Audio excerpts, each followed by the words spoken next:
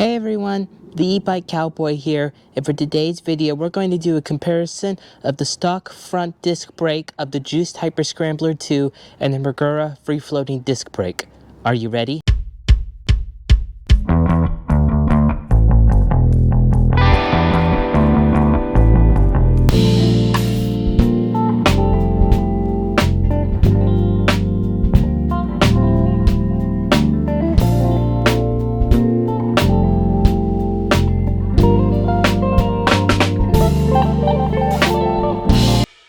The Juiced Hyperscrambler 2 comes with two front and rear 180mm rotors. The 180mm rotors tend to work good on the street and work very well on dirt trails where speeds are not as high. So today we're going to do a brake distance check, one at 20 miles per hour and one at 30 miles per hour on both rotors. We will do 3 runs at each speed with the stock rotors to average out braking distance per speed. Then we will install the Magura 203mm front floating rotor. Phew, that's a mouthful. This will be the easiest upgrade for the Hyperscrambler 2, for it only requires the rotor, brake caliper mount, and a new set of front brake pads. The Magura rotor was $67, the caliper mount was $10, and the pads were $13 approximately. The idea was to buy the Magura rotor first to start things off with, even though it is more expensive than its competitors because of the quality and reputation of Magura.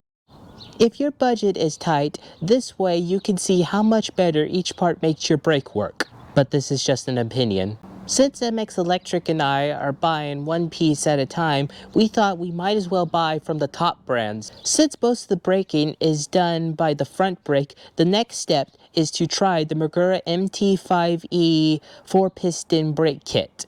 But that will be a video for another time. Well, I think that's enough talking. Let's get to work. Hey everyone, the e-bike Cowboy here, and that was MX Electric just passing me now. Now this is our final day of testing of the Magura rotor brakes. We've just got like a regular tape measure for it now. And there's MX Electric. Let's see. This one is 22. 22 feet. 22 feet. So I'll do one more.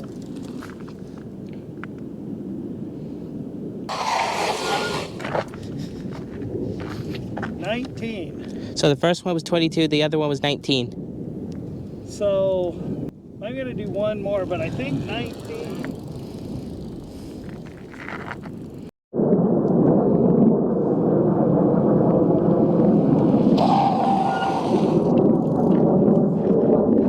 Turn that table brake down. 17. Okay, I'll do one more.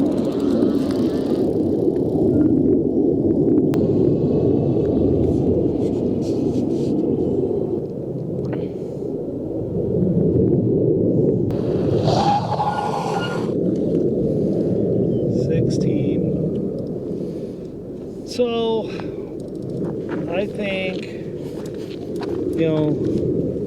let's just stop it right here and then let's take a really good measurement. We're going 15 to 16 feet, and Electric Review had said that they got one to, I think, 14 foot 8 inches on a shootout they had with all the different ones. So we're about the same. There's a little weight added to this, so 15 to 16 is what the average at 20 miles an hour is going to be with the stock brakes with the Shinko 244 tires. So now we'll see what my bike will do with the 203mm front rotor. Okay. And there he goes, off to test the new Magura brakes. Okay, so let's see what he does.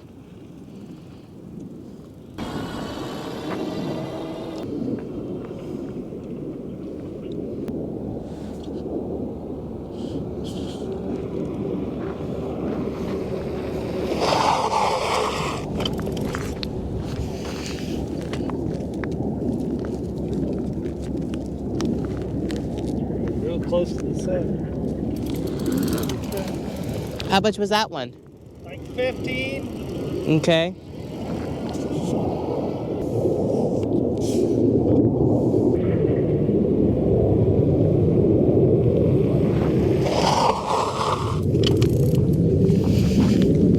About 15. 15 again. Nope, car.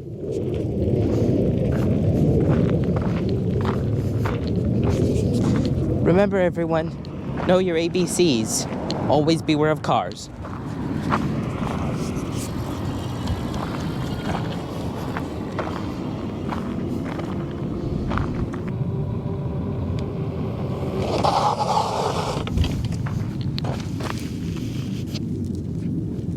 About 15 to 16. So it's for... I'll try one more.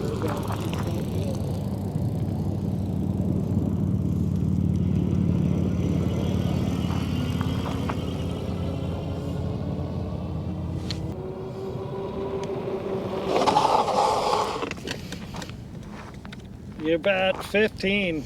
So it's been very even. It's all three tries, it's been around 15 to 16. Yeah, there's it's within a foot difference with this bigger rotor. That was a lot of them 15 to 16. This one was almost every time is right about 15. So if it makes a difference, it's within a foot. So now we'll try it at 30 miles an hour. Maybe now you'll get a bigger gap. So we'll see. All right, then. Okay. Okay, so now he's going to be trying mine at 30 miles per hour to see the difference.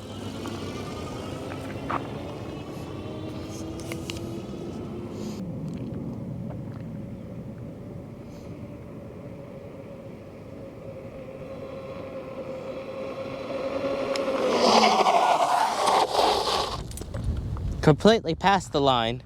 You gotta pull the... That's me locking up, so... Bear with us, people. Just step on the tape right there. Right here?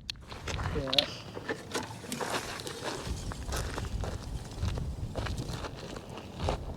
That one was about 41 feet. It went Like 41 feet? 41 feet at 30 miles an hour. Wow. Okay, I'll do another one and then we'll see.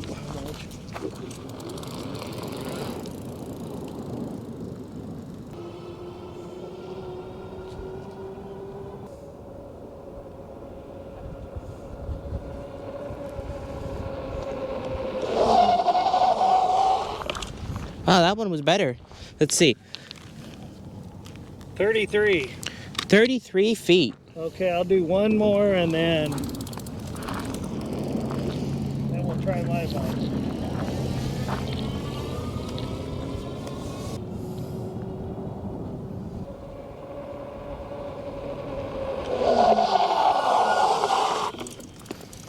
About 41 feet.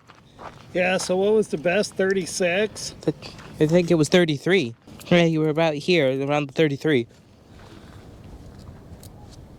So you figure it just depends. You start sliding and it's locking up your brakes and you're just sliding. So it's hard to stay consistent. Like one time, I can get a really good bite and then the next time my wheels are already locking up and skidding.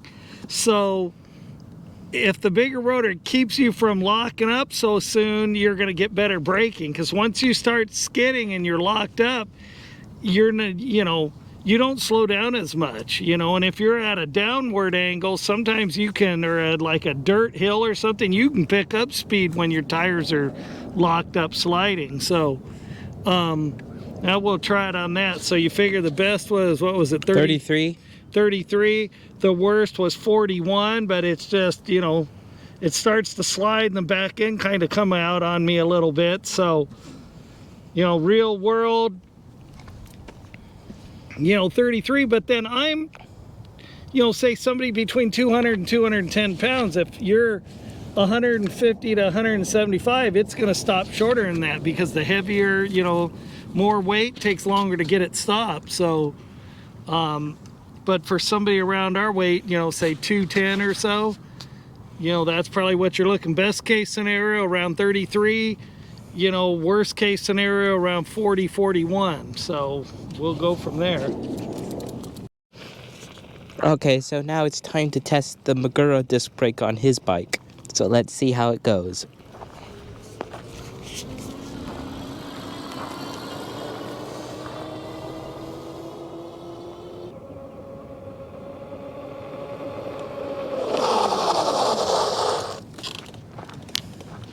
That was 32 32.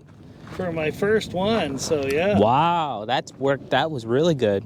And it didn't lock up near as much either. You hear that, everyone? Huh.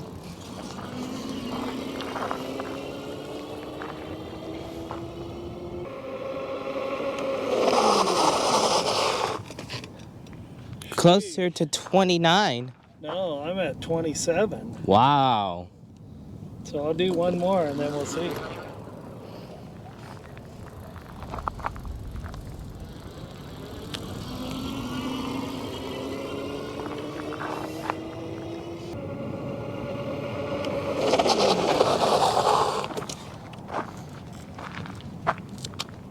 I was started about a foot before, so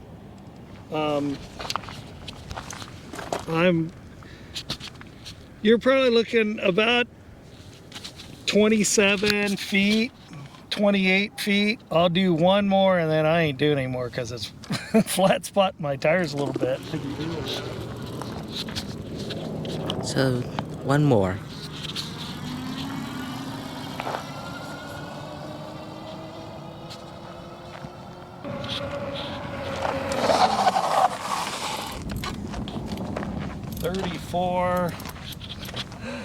I don't know. It just you know, if I'm hitting the line just right, sometimes I'm a little over 30. I'm never under 30. I'm always at least 30, but sometimes I'm at closer to 31.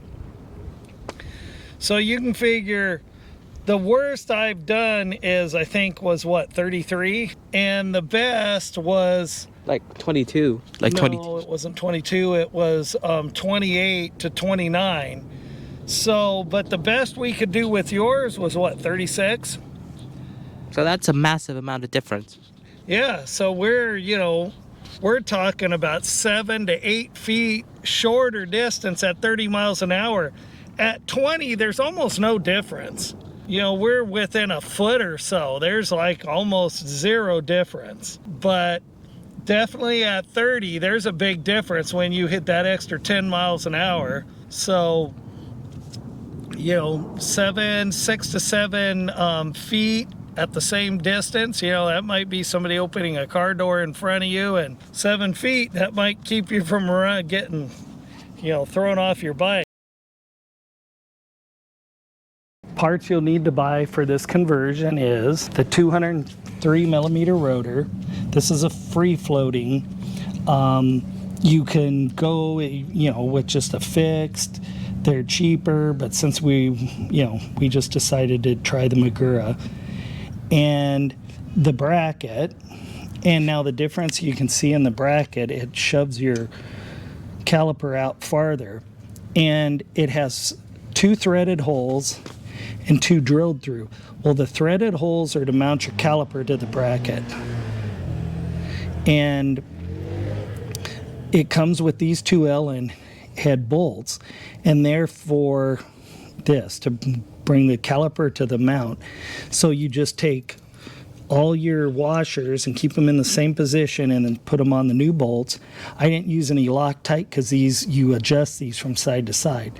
You need 2 6 millimeter bolts that hold the bracket to the fork leg. They're 6 millimeter and they're approximately 3/4 of an inch long. Put a dab of blue Loctite on those. You could use hex head or Allen head, whichever you want. Put those on first. Take your old rotor off. You know, put your new rotor, a dab of blue Loctite on your screws, and put your rotor on, then put your wheel back on, and then you pull your brake pads just by this little cotter key. you bend the back straight and then it pulls out. That's what holds your brake pads in. Some models have a bolt here, but these were, just the lock pin. So that's all you got to do. There's it shows you how to put the brakes in. It's real easy. They just slide in. Juiced has a video that shows you how to replace the pads. So you do that, and then you put it on, slide it onto your rotor, and then put your bolts in, and then your front wheel's still going to be off the ground. Spin your tire, have somebody hit your brake and hold it, and then do it one more time, and then tighten these up.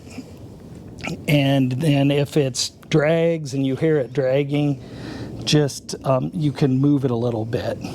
These holes are slotted.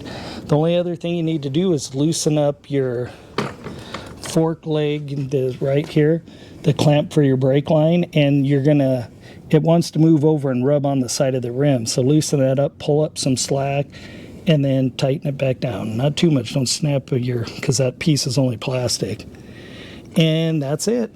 And then all you need to do is to break in your brake pads is just go up to 15 miles an hour, slowly put on your brakes, and but don't come to a complete stop. Keep it rolling. Get down to about 4 or 5 miles an hour and then go back to 15. Do that about 10 times, and then go up to 20 after you let it cool. You should let it cool.